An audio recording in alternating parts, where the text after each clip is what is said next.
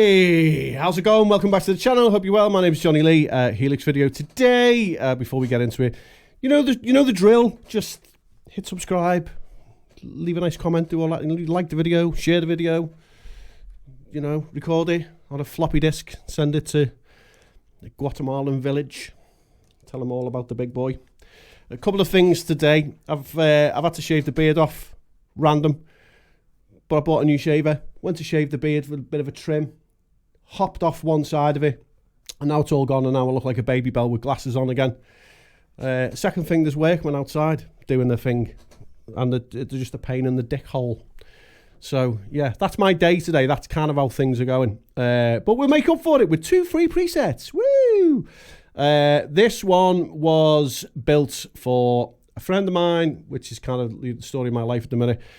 He's a bass player in a band that I jump in with now and then, and he also plays guitar in another band and didn't want a solo boost and didn't want to use an EQ alter as a solo boost. Just wanted, you know, something kind of dead straightforward. So, okay.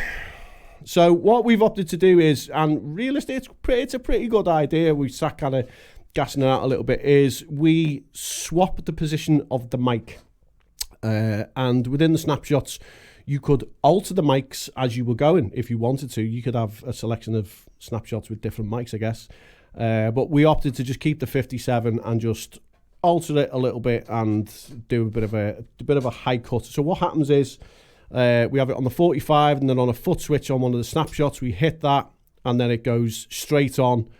The distance stays the same, and then what happens then is that a high cut kind of just takes care of that like screeching high bit. So let me show you the difference between the two, and if you keep your eye on the screenage you will hear just how much it changes. I kind of like this idea. Wish I'd thought of it sooner.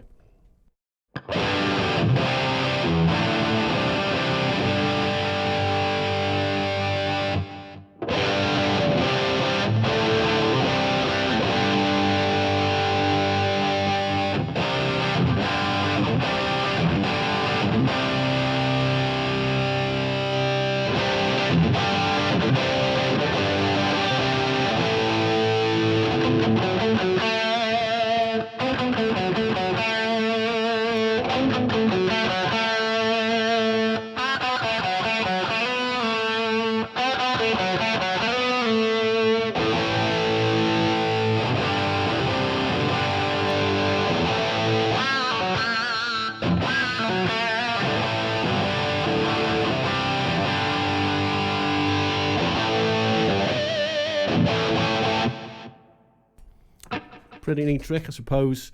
I mean, if you don't want a solo boost, you don't want to, for whatever reason, musicians are weird. They ask really strange requests of me sometimes when I'm doing this kind of thing. I like it. I like what is achievable now with this update, because you can just, the tonal possibilities are endless.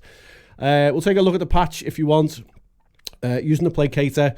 What I tend to do with the placator, which is based on the Friedman, is I run the drive round about 5 to 5.5.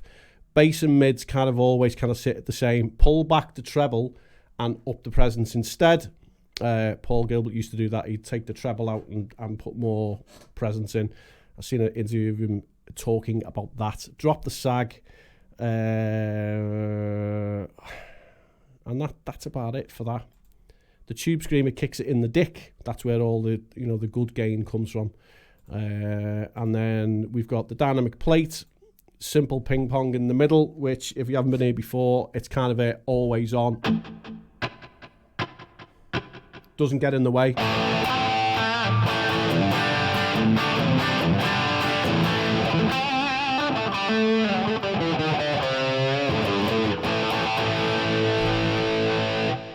Got no licks today whatsoever. I'm having one of them off days. And then a tile verb on the end, which, always does its thing.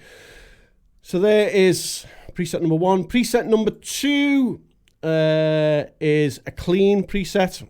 And I'm going to play it first, and then I'm going to show you the magic sauce as to what's going on.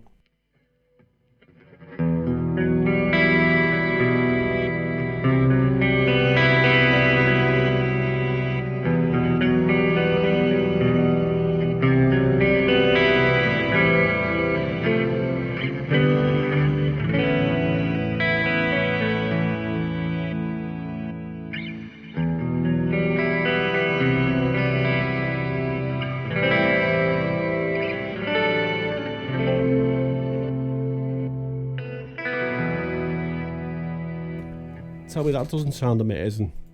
All right, so what I'll do first of all is we'll drop the level back a little bit because it was a wee bit loud. And now I'll explain what's going on. So we're using the high watt, the Who watt. Even though it says there's drive on there, there isn't really a lot of drive on it. It's quite a clean amp, this, to be fair. In between the amp and the cab is the Kinky Boost. Again, if you're new here, it's kind of a sometimes trick that I will do is I'll put a Kinky Boost in between the amp and cab, turn the drive off, turn the boost on, turn the bright on. And the cab for this clean tone is a bass cab. It's a 4x10. It's called the 4x10 Garden. I'm not big on the bass cabs. Don't know what it's based on, but that's what the manual's for. It's something that I have seen done before. Again, in previous gigging history, I was in a band with somebody that used to have one of the old GT6 or a GT5, and on some songs he played bass and on some songs he played guitar, and it was weird because he'd just run everything through this bass amp. Very strange. And it just kind of got me thinking, let's just do something a little bit different. So, and I like the results. It's pretty cool. After that is the LA Studio Comp, kind of kicks all of the effects square in the bottom area. Trinity Chorus Plateau, which is giving us that octavey thing going on. Little bit of reverse delay. And then a dual delay on the end. So it's effects heavy, but it's nice. It's nice.